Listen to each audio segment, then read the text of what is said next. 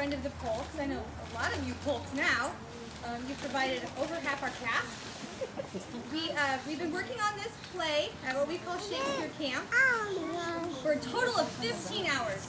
We have worked Tuesday, Wednesday, Thursday for 3 hours each night and 6 hours on Friday. These kids have had 15 hours together. They all came with their lines memorized, mostly, and made their own costumes, scrounged up their own props, and they've done a great job. We're really, really pleased. And we're really glad that they're excited about it. We'd like to thank Jim and Patty for hosting, for opening your house and your yard and your bathroom many times to us, providing some of our props. We'd like to thank all the moms who volunteered and even the dads who volunteered. And most of all, we want to thank our kids. They can't hear this, but they will on video. You guys did a great job, and we're really, really proud of you. So without further ado, I give you Pat Urbanowski.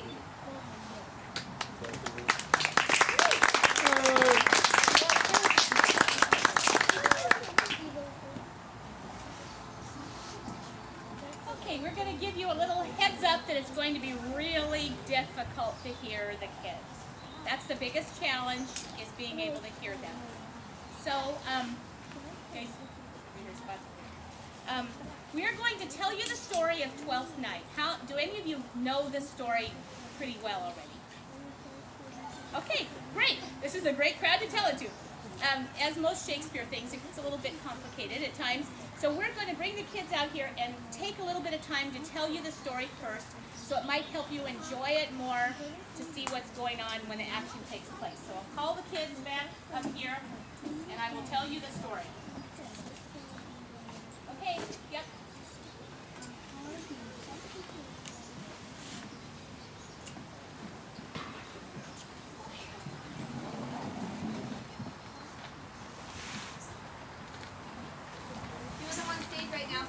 Yeah. Okay. You guys go ahead and enjoy your dinner. Don't be shy if you brought it. Patsy, Yes. we have the programs. Oh yeah, I'm sorry. The programs are back there on the post. Good idea. Thanks. File back here. Okay, let's have Viola and Sebastian up here. First of all, the whole premise of Twelfth Night is, like a lot of Shakespeare things, mistaken identity. We have a twin brother and sister. This is Viola and her twin brother Sebastian, and you have to imagine that they look very much alike. The whole play is based on them looking alike. But you see, they both are going to have red capes on. That will help you remember it. They are supposed to look alike. They're shipwrecked off the coast of Illyria. They're split up. Each think the other has died. Okay? You can go back. You stay here, Viola. Okay. Viola shipwrecked on the coast of Illyria. What is a woman going to do in a place where she doesn't know anyone? She decided to disguise herself as a man and get a job. She got a job for the court, for the Count Orsino. So she disguised herself as a man, she dressed as a boy, and as you can imagine, she looked even more like her brother Sebastian when she's dressed as a boy. She got a job, and she's calling herself Cesario now. Cesario. Got a job for the Count Orsino. Very important man. Count Orsino is lovesick for the lady Countess Olivia. Lovesick for her. But she wants nothing to do with him because she is in mourning. Her brother just died, and she is in mourning. It's very difficult to see her for any reason. Okay, you guys can, Olivia, you stay up and you guys go back. The Lady Olivia has a very lively and ornery household. She has an uncle named Sir Toby Belch, and I did say Belch, that's his last name. He likes to drink wine, and he likes to cause trouble. He's pretty ornery. And he has a friend named Sir Andrew Agnew. Sir Andrew is also kind of ornery. Sir Andrew is rich, and Toby thinks his buddy Andrew would be a great wife for his niece Olivia. Then they have Feste. In our play, Feste is two people, the fools. They play music. They play happy music when people want to be happy. They play sad music when the people want to be sad. in a lot of Shakespeare plays, they seem simple, but they seem to have really know what's going on all the time. And they go back and forth between Count Orsino's place sometimes, but mostly with the Lady Olivia. Then they have Fabiana. She is a member of Olivia's household too. And Maria is Olivia's main lady-in-waiting. Maria is Henri, and Fabiana is Henri. And these people, this one, this one, this one, and this one, they get into some trouble. Malvolio, you want to come up and stand here in front? Malvolio is Olivia's steward. Malvolio is very uppity. He's not very nice to anyone. He's very impressed with himself. And he is so disgusted with these two guys drinking all the time and carousing about. And so he doesn't like them, and you can guess these people don't like him. And they end up playing a really mean trick on him. What they end up doing is devise a plan. Maria devises it. She says, I can write very much like my Lady Olivia.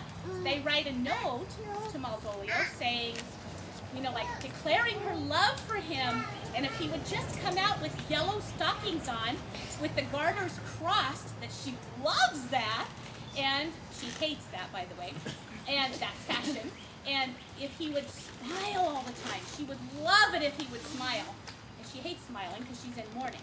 So they play this trick on him. He thinks it's really from the Lady Olivia, and he does all of this. And they end up putting him in the dungeon down here and declaring him mad. And so they got rid of him that way. Okay, you guys, get back down, go back over, and Orsino. Okay, back to Count Orsino. He's got the lady, Viola, but he thinks it's a young man, Cesario. And he really confides in this young man. They become good friends about his love for the Lady Olivia. But he says, I've got a great idea. I'll send you there. And to Olivia, you woo her for me. Maybe she'll see you, and you can declare my love for her. So, Olivia, you can come back up. And Cesario, who is really Viola, she is successful in seeing Olivia, but the plan kind of backfires because Olivia falls in love with this young man named Cesario, who's really not a young man. It's really a lady, Viola, and she doesn't know it. Meanwhile, Viola, doing some falling in love herself, she's fallen in love with her boss, the Count Orsino. But of course, she can't, you know, he thinks that she's a man. So, anyway, all right, so you guys can go back. Now I want Sebastian and Antonio. Remember Sebastian, the other shipwrecked twin? He wasn't. He was picked up in almost a drowned man by this young man, Antonio. They became fast friends. Antonio looked after him and helped him. And Sebastian says, I want to go throughout Olivia and find my sister Viola, see if she survives. And Antonio says, oh, I can't go with you because I'm a wanted man. I've got some problems with the Count Orsino. I can't be seen there. I'll get arrested.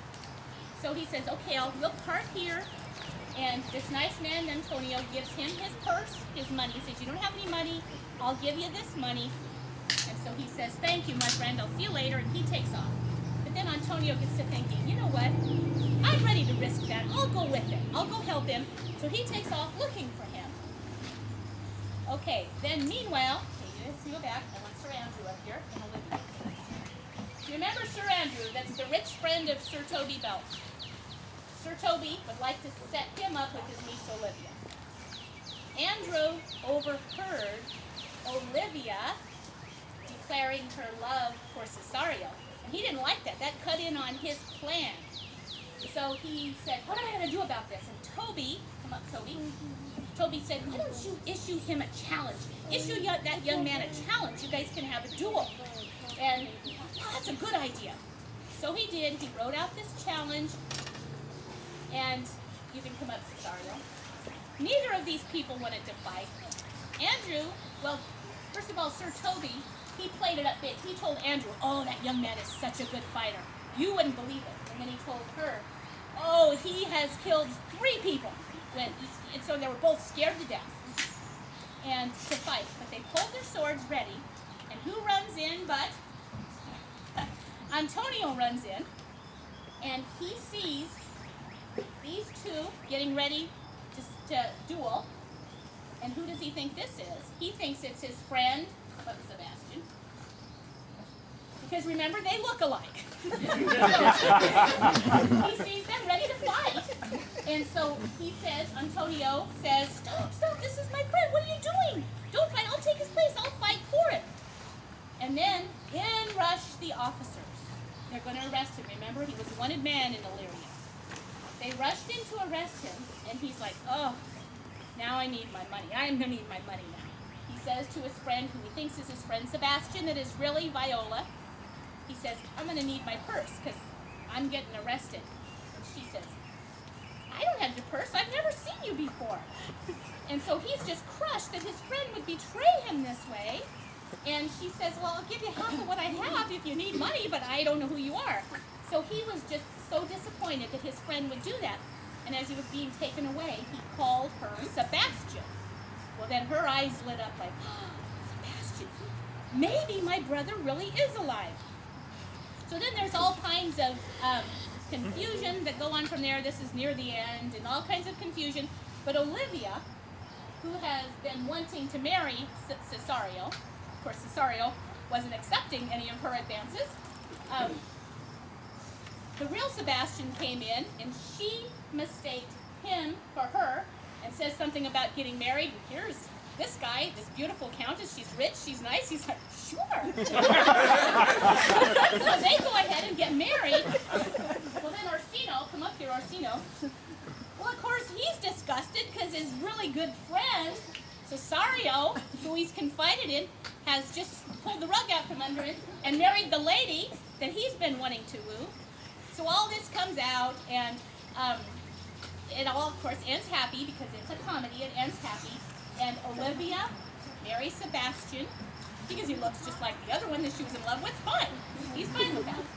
Orsino, when he finds out the person he's been confiding in with all this time is really a beautiful woman, well, he's happy, and they get married. And actually, Sir Toby ends up marrying Maria, but that doesn't, I don't think it really ever shows that. It's just, but that is something that ends up happening. So it all ends happily for everyone except poor Malvolio. To back up Malvolio. He's brought out of his dungeon at the end, and even though he isn't happy at the end, it's still, the truth comes out about the letter, the Henri people that did it, the trick they played on him, so at least it is known he was, I don't know, I can't think of the word, but he was able to tell them that this trick was played on him and they believed him. So that's the story, so I hope you can follow what's going on here. We have a cat here. And he makes some places. So we hope you enjoyed 12th Night.